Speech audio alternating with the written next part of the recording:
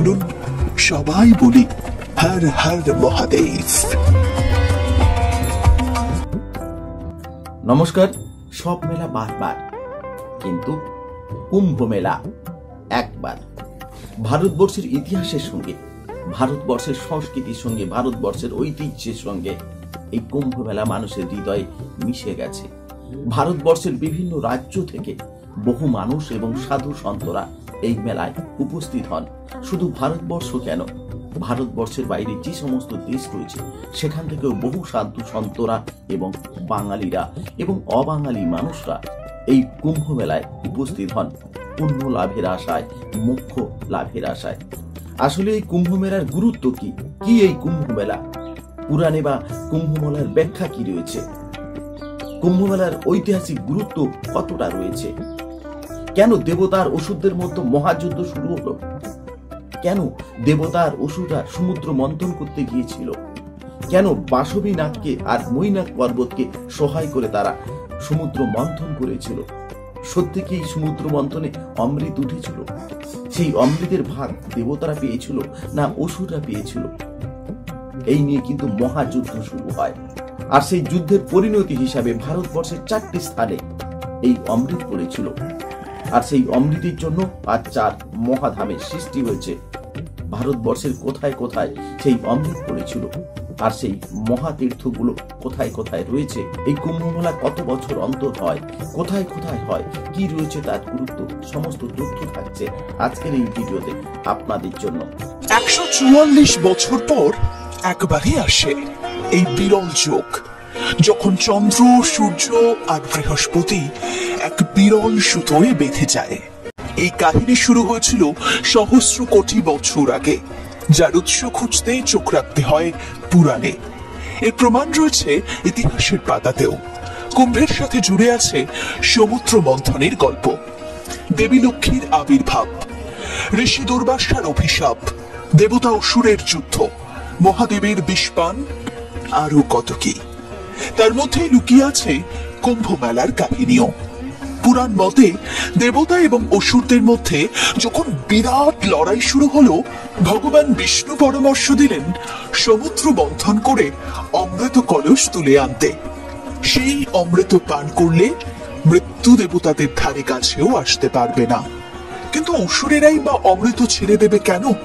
আবার বাজল যুদ্ধের ডঙ্কা। 12 দিন ধরে চলল ভয়ঙ্কর যুদ্ধ। মনুষ্য সমাজে তা 12 বছরের সমান। শ্রী বিষ্ণু তখন গরুড়কে আদেশ করলেন অমৃত কলস নিয়ে উড়ে যেতে। সেই মতো কুম্ভ আগলে আকাশ পথে রওনা দিলেন পক্ষীরাজ। আর ঠিক তখনই কিছুটা অমৃত পড়ল মাটিতে, গুনে গুনে 4 ফোঁটা। যে 4 জায়গায় অমৃত পড়েছিল সেগুলো পৃথিবীর সবচেয়ে পবিত্র স্থান। মা গঙ্গার তীরে হরিদ্বার, গদাবরীর তীরে নাসিক, শিপ্রার তীরে উজ্জয়িনী, আর ত্রিবেণী সঙ্গম স্থলে প্রয়াগরাজ। প্রয়াগরাজ সকল তীর্থস্থানের রাজা। যখন পৃথিবীরও অস্তিত্ব ছিল না, প্রজাপতি ব্রহ্মা সৃষ্টি রচনার কথা ভাবলেন, তখনই তিনি এক মহাযজ্ঞ করেছিলেন। আর সেই যজ্ঞ থেকেই সৃষ্টি হয়েছিল প্রয়াগরাজ, যেখানে গঙ্গা, যমুনা এবং সরস্বতী নদী মিলেমিশে একাকার হয়ে গেছে। পৃথিবীর অন্যতম পবিত্র স্থান, সেখানেই আয়োজন হয় মহাকুম্ভের। আসলে কুম্ভ মেলার ধরন কিন্তু অনেক। প্রতি বছর যে মেলা হয় তাকে বলা হয় মাঘ কুম্ভ বা মাঘ মেলা। কুম্ভ হিসেবে পরিচিত হয় যে মেলা, তা হয় 4 বছর অন্তর। এরপর হয় অর্ধ কুম্ভ, বিরতি 6 বছরের। এটি কেবলমাত্র হরিদ্বার এবং প্রয়াগরাজেই হয়।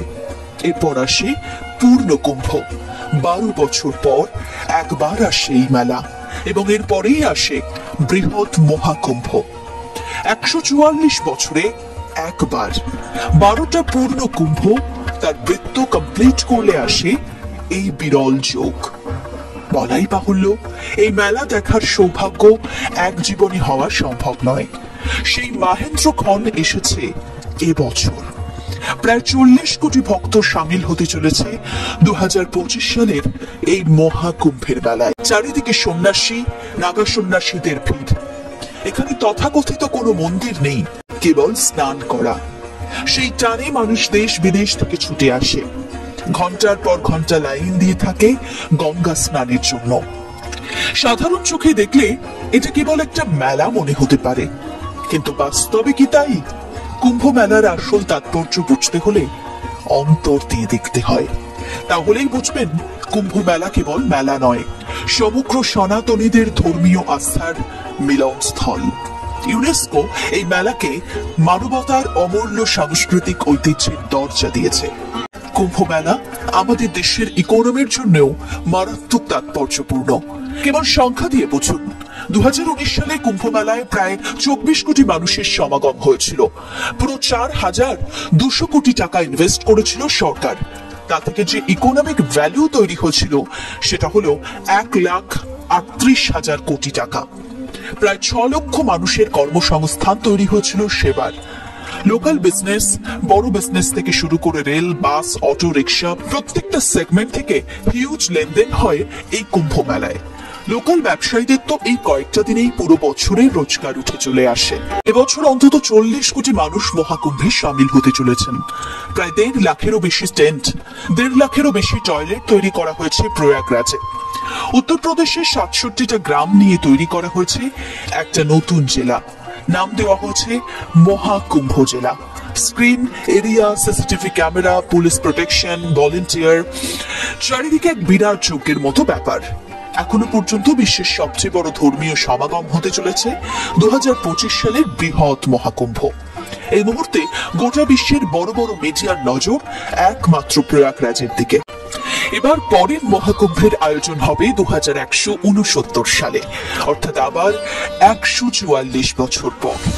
কোন কুম্ভ মেলা কোন বছর কোন স্থানে অনুষ্ঠিত হবে সেটা ঠিক হয় জ্যোতিষ শাস্ত্রের গণনা অনুযায়ী। গ্রহ নক্ষত্রের অবস্থান, বিশেষ করে বৃহস্পতির অবস্থান গুরুত্বপূর্ণ।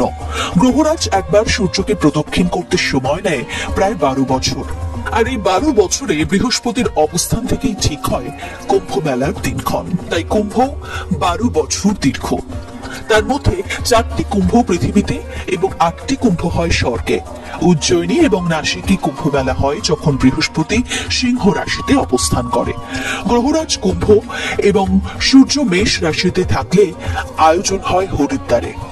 বৃহস্পতি বৃষ এবং চাঁদ ও সূর্য দুজনেই মকর রাশিতে অবস্থান করলে কুম্ভ মেলার আয়োজন হয় প্রয়াগরাজে।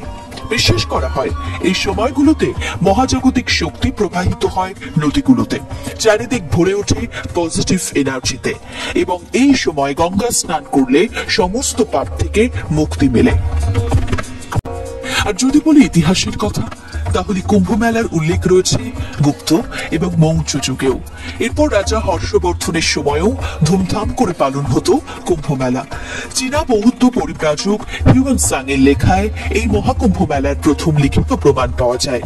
এমনকি মুঘল আমলেও রয়েছে কুম্ভ মেলার কথা। বলা হয় কুম্ভ মেলার 4টি স্থানে ঘাট নির্মাণ করে দেওয়া আকবরের আমলেই। এরপর ব্রিটিশ ঔপনিবেশিক সময়েও হিন্দুরা বহাল তবিয়তে পালন করত কুম্ভ মেলা। কুম্ভ মেলার মাহাত্ম্য দেখে ডকুমেন্টেশন অব্দি তৈরি করে দিয়েছিল ব্রিটিশ সরকার। ভারতের রন্ধ্রে রন্ধ্রে ঐতিহ্য, ধর্ম, সংস্কৃতির নিবিড় ও গভীর ছাপ। এটাই আমাদের ভারত এবং সনাতন ধর্মের সৌন্দর্য, যা হাজার অমিলের মাঝেও আমাদের এক সুতোয় বেঁধে রেখেছে। তো আজকের ভিডিও এই পর্যন্ত। দেখা হচ্ছে নতুন কোনো পর্বে, নতুন কোনো এপিসোডে। ধর্ম দিয়ে মানুষের উন্নতি হয় কিনা জানি না, মনের শান্তি হয় কিনা জানি না, কিন্তু ধর্ম নিয়ে বহু হানাহানি হয়েছে, বহু মানুষের মৃত্যু হয়েছে। সেই ধর্ম পালন করুন যেখানে সমাজের উন্নতি হবে, মানুষের উন্নতি হবে। যে ধর্মে মানুষ মানুষকে হত্যা করবে না, সেই মানব ধর্ম প্রতিষ্ঠিত হোক সারা বিশ্বে। প্রত্যেকটা মানুষের ভেতরে শুভ বুদ্ধির উন্মেষ হোক, এই প্রত্যাশায় আজকের ভিডিও এই পর্যন্ত। সকলে ভালো থাকবেন। সকলকে আর একবার নমস্কার, ধন্যবাদ। হর হর মহাদেব।